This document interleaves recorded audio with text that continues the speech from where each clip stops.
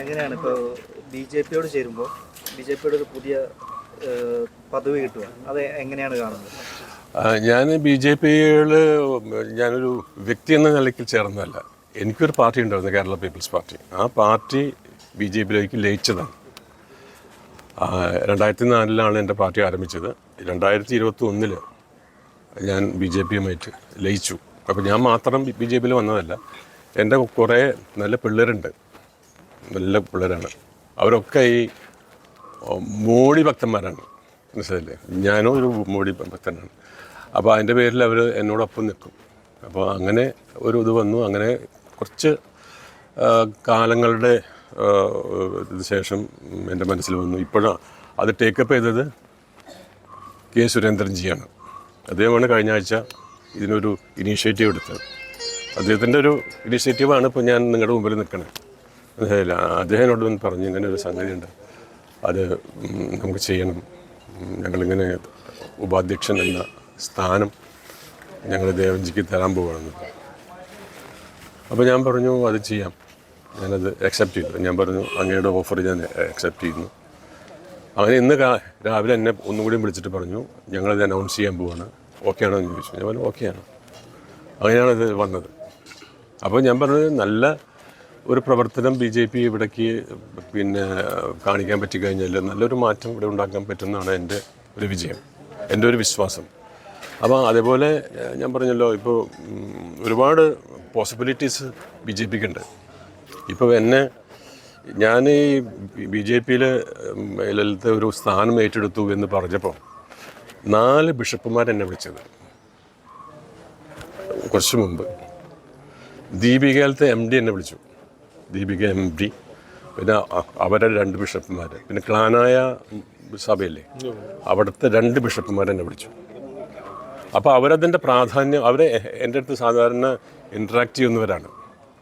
അവരൊക്കെ എന്നോട് പറയുന്നത് ഞങ്ങളിപ്പോൾ ഒരു കൺഫ്യൂഷനിലാണ്, ഞങ്ങൾക്ക് മോഡിജിയുടെ കാര്യങ്ങൾ താല്പര്യമുണ്ട്, പക്ഷെ ഞങ്ങൾക്ക് ഒന്ന് അപ്രോച്ച് ചെയ്യാനുള്ള ഒരു ആൾ ഇല്ല, അത് ദേവനാവണം എന്നാണ്. ഞാൻ ഇപ്പോൾ 2-3 ആഴ്ച മുമ്പായിരുന്നു ആ മീറ്റിംഗ് ഉണ്ടായിരുന്നു.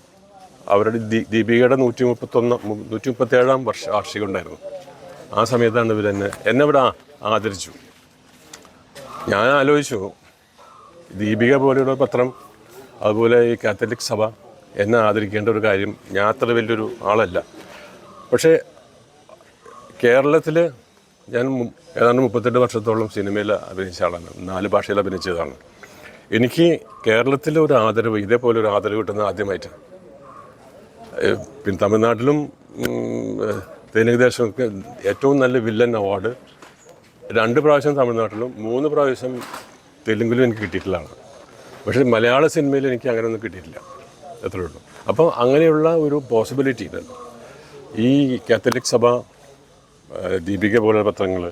അപ്പോൾ എനിക്ക് കിട്ടിയ, ഇപ്പോൾ എൻ്റെ ഈ സംഗതി അനൗൺസ് ചെയ്തതിന് ശേഷം എനിക്ക് കിട്ടിയ ഫോൺ കോൾ മുഴുവനും ഈവൻ മുസ്ലിം സമുദായത്തിൻ്റെ സംഘടനകൾ വരെ എന്നെ വിളിച്ചു, ദേവേട്ടാ ഇത് വല്ല സംഭവട്ടോ എന്നവർ പറയുന്നു.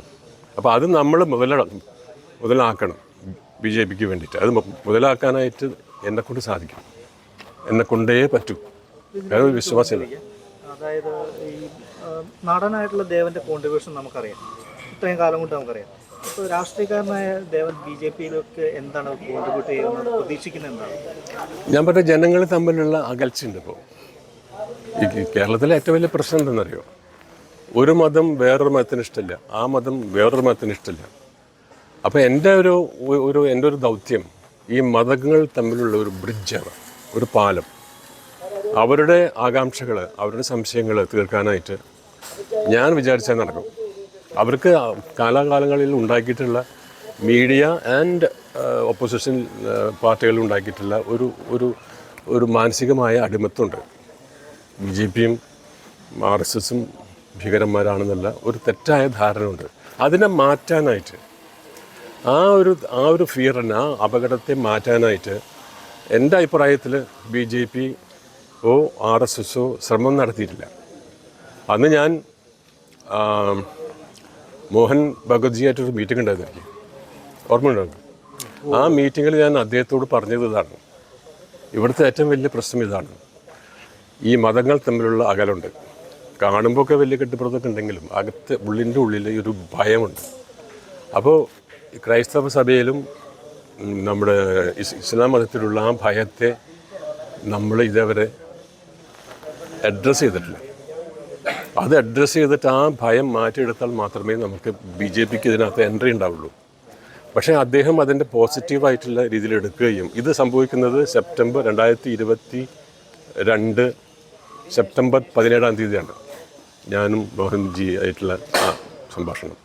അദ്ദേഹം 24 സെപ്റ്റംബർ 24 ഡൽഹി പോയിട്ട് ആദ്യം പോയി കണ്ടത് ഡൽഹിയിലത്തെ ഇമാമിൻ മോസ്കിൽ പോയി അദ്ദേഹം കണ്ടു. അപ്പോൾ എനിക്ക് തോന്നുന്നത് ഞാൻ അദ്ദേഹത്തോട് സൂചിപ്പിച്ച ആ ഒരു സത്യമാണെന്ന് അദ്ദേഹത്തിന് തോന്നിക്കാണും. അതുകൊണ്ടായിരിക്കും അതിന് അല്ലാണ്ട് 1925 രൂപീകരിച്ച RSSന് ആദ്യമായിട്ടാണ് RSSൻ്റെ ഒരു ചീഫ് ഒരു ഇമാമിനെ അങ്ങോട്ട് പോയി കാണുന്നത്. ആ മാറ്റമുണ്ട്. ആ മാറ്റം മീഡിയ വരെ കാര്യമായിട്ട് എടുത്തില്ല. അത് മീഡിയയുടെ ഒരു പൊളിറ്റിക്സാണ്. അതുപോലെ തന്നെ BJPയും RSSും അതിനെ ഒന്നും ഉപയോഗിച്ചില്ല. അദ്ദേഹം ഒരു സ്റ്റേറ്റ്മെൻറ്റ് ഇറങ്ങിയിട്ടുണ്ടായിരുന്നു. അദ്ദേഹം പറഞ്ഞത് എന്താണെന്ന് വെച്ചാൽ ഒരു ഹിന്ദു മുസ്ലിംസിനെ ഇന്ത്യയിൽ നിന്ന് ഓടിക്കണം എന്ന് പറയുന്ന ഒരു ഹിന്ദു അല്ല എന്ന്. ഇതെൻ്റെ വാക്കല്ല, മോഹൻ ഭഗവത്ജിയുടെ ഒരു സ്റ്റേറ്റ്മെൻറ്റാണ്. ഒരു 4-5 വർഷങ്ങൾക്ക് മുമ്പ് ഒരു Hindu who wants to send all Muslims from India is not a Hindu എന്ന് ആരാ പറയുന്നത്? മോഹൻ ഭഗവത്ജി, RSSൻ്റെ ഏറ്റവും ടോപ്പ് ലീഡറാണ്. അതിനെ ഫോളോ അപ്പ് ചെയ്യാൻ നമുക്ക് കഴിഞ്ഞില്ല. അതിനെ ഫോളോ അപ്പ് ചെയ്യാനാണ് എൻ്റെ ദൗത്യം കേരളത്തിലോട്ട് വരുമ്പോൾ അപ്പോൾ കേരളത്തിലെ ഭരണം എല്ലാം തികഞ്ഞതാണെന്നാണ് പിണറായി വിജയൻ സർക്കാർ അവകാശപ്പെടുന്നത്. അപ്പോൾ നിങ്ങൾ എങ്ങനെയാണ് അതിനെ വിലയിരുത്തുന്നത്? എല്ലാം തികഞ്ഞതാണെന്ന് മാത്രമല്ല, അദ്ദേഹം എല്ലാം തകർച്ചയിലാണെന്ന് പറയുന്നുള്ളൂ. അദ്ദേഹത്തിൻ്റെ കാര്യങ്ങൾ. അപ്പോൾ